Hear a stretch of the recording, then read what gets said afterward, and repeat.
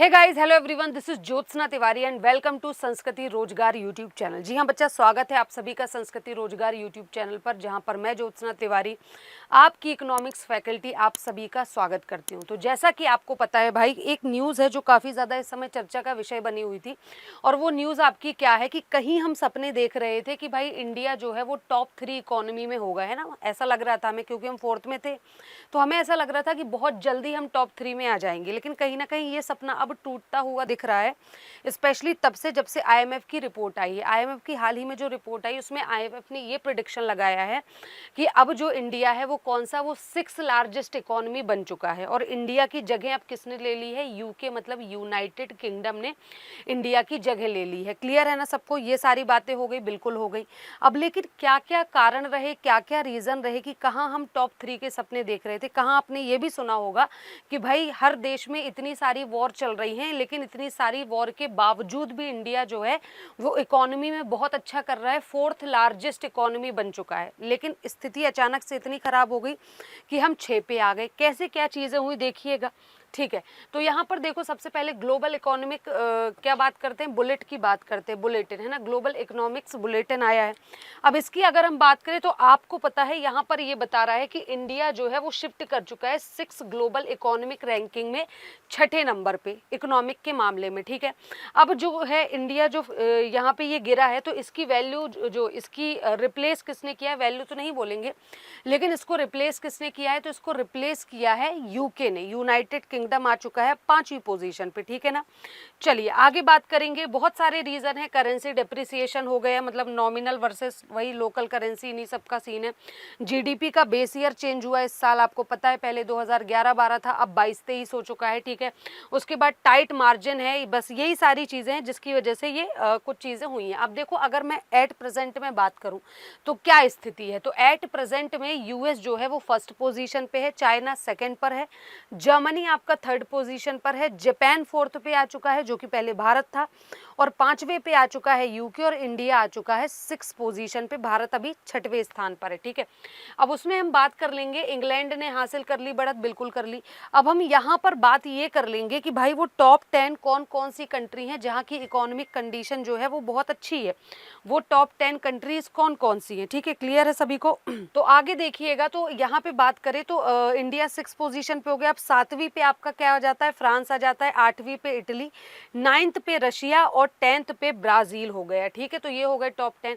अब हम देखते हैं कि डॉलर वाइज ट्रिलियन में किस देश की इकोनॉमी कितनी है, जो इनको इस तरह से ये रैंकिंग दी गई है, ठीक है। तो सबसे पहले बात करेंगे यूएस की। यूएस की इकोनॉमी कितनी है इस समय, $32.38 ट्रिलियन। उसके बाद चाइना सेकंड पोजीशन पे, आपको पता है चाइना की इकोनॉमी इस समय कितनी है, $20.85 ट्रिलियन, है ना। जर्मनी की बात करेंगे तो $5.45 ट्रिलियन है। जापान की बात करेंगे तो $4.38 ट्रिलियन है, जो कि 4th पोजीशन पे है। बात करेंगे यूके की तो $4.26 ट्रिलियन है।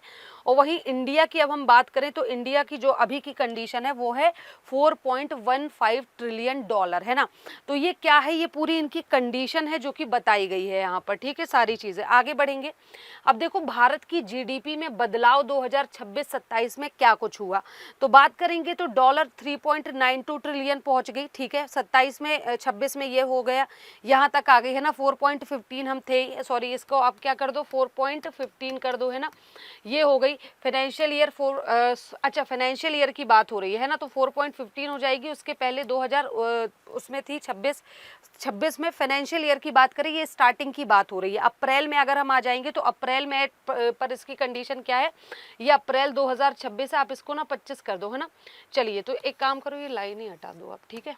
चलो ओके, तो देखिएगा, तो यहाँ पे हम बात करें तो 2026 में कितनी हो जाती है, 4.15, और 2028 तक हम ये टारगेट कर रहे हैं कि हम 4th लार्जेस्ट इकोनॉमी दोबारा बनेंगे, है ना। 2028 तक हम इसको टारगेट करके चल रहे हैं कि हम 4th लार्जेस्ट इकोनॉमी दोबारा बनेंगे, ठीक है। उसके बाद ये बनने की संभावना, यहाँ पर देखो सबकी इकोनॉमी 2025 और 26 की यहाँ पर साफ साफ दी गई है। क्लियर है सभी को? चलिए आगे बढ़ेंगे। अब भारत की रैंक क्यों गिर रही है, क्या कारण है भाई कि इंडिया इंडिया की रैंक गिर गई और हम सीधे 4th से आ गए 6th इकोनॉमी पर। तो सबसे पहले इंपोर्ट एक्सपोर्ट में चेंजेस आए हैं काफ़ी। बिल्कुल, जब से वॉर हो रहा है इंपोर्ट एक्सपोर्ट तो जो आपका आयात और निर्यात है इफेक्ट हुआ है, इसमें कोई डाउट नहीं है ना, बिल्कुल सही बात है। उसके बाद इंटरेस्ट रेट की बात करेंगे तो इंटरेस्ट रेट की वजह से भी हो रहा है, ब्याज दरों की वजह से इकोनॉमिक इनस्टेबिलिटी बनी हुई है, डिमांड सप्लाई रीज़न है, ठीक है। इसके अलावा करेंसी का डेप्रिसिएशन रीज़न है और बेस ईयर चेंज, और इसके अलावा क्या हो जाता है, बेस ईयर चेंज। तो इन सारे रीजनों की वजह से ये हो रहा है, ठीक है। चलो आगे बढ़ेंगे। अब मुख्य कारण क्या है, तो सबसे पहले बेस ईयर का रिवीजन हुआ है। बेस ईयर जो है वो पहले क्या था आपका, पहले था 2011-12, अब 2022-23 कर दिया गया है जीडीपी मापने का, है ना, सकल घरेलू उत्पाद जीडीपी मापने का, नॉमिनल जीडीपी को मापने का, ठीक है। अब देखा जाए तो ये संशोधन जो कि 2026 की शुरुआत से प्रभावी हुआ है, मतलब लागू हो चुका है बेसिकली, और इसके कारण मौजूदा कीमतों पर आधारित नाम मात्र जीडीपी या फिर जिसे ही आप क्या कहते हो नॉमिनल जीडीपी, इसमें लगभग 4% की गिरावट दर्ज की गई है, ठीक है। अब बात करें तो पुरानी सीरीज में जो जीडीपी 357 लाख करोड़ की थी, वह नई सीरीज में घट के कितनी हो चुकी है, 345.5 लाख, क्योंकि पुरानी चीज़ें पुराने रेट लेके हम चल रहे थे। जब हमें रियलिटी पता चली तो हमने देखा अच्छा भाई ये रीज़न है, तो एक बेस रेट इसका बहुत बड़ा रीज़न है। अब उसके बाद आपका ये जानना जरूरी है कि नॉमिनल जीडीपी होती क्या है। तो नॉमिनल जीडीपी किसी भी देश की सीमाओं के भीतर एक निश्चित समयावधि में उत्पादित सभी अंतिम वस्तुओं और सेवाओं का कुल बाजार मूल्य जो होता है, जिसकी गणना वर्तमान बाजार मूल्यों का उपयोग करके की जाती है। मतलब एक साल है, एक ईयर है, एक फाइनेंशियल ईयर के अंतर्गत एक देश के अंतर्गत जितनी भी चीज़ों का उत्पादन होता है, जो भी वस्तुओं का उत्पादन किया जाता है और जो भी सेवाएं दी जाती है, इन सबको कंबाइन करके इनकी जो मनी में वैल्यू निकलती है वही क्या कहलाती है, जीडीपी, ठीक है। आगे बात करेंगे, इसमें मुद्रास्फीति या अपस्फीति को समायोजित नहीं किया जाता, जिसका अर्थ होता है कि उत्पादन मात्रा और मूल्य स्तर दोनों के परिवर्तनों को दर्शाया जाता है। अब रुपए का गिरना भी इसका सबसे बड़ा रीजन है। डॉलर के मुकाबले रुपया कमजोर हो रहा है, आपको पता ही है। जीडीपी डॉलर में कमी दिख रही है। वित्त वर्ष 2026 के दौरान डॉलर के मुकाबले भारतीय रुपए में लगभग 11% की गिरावट आई थी, सोचिए, जबकि ये बहुत बड़ी बात है ना।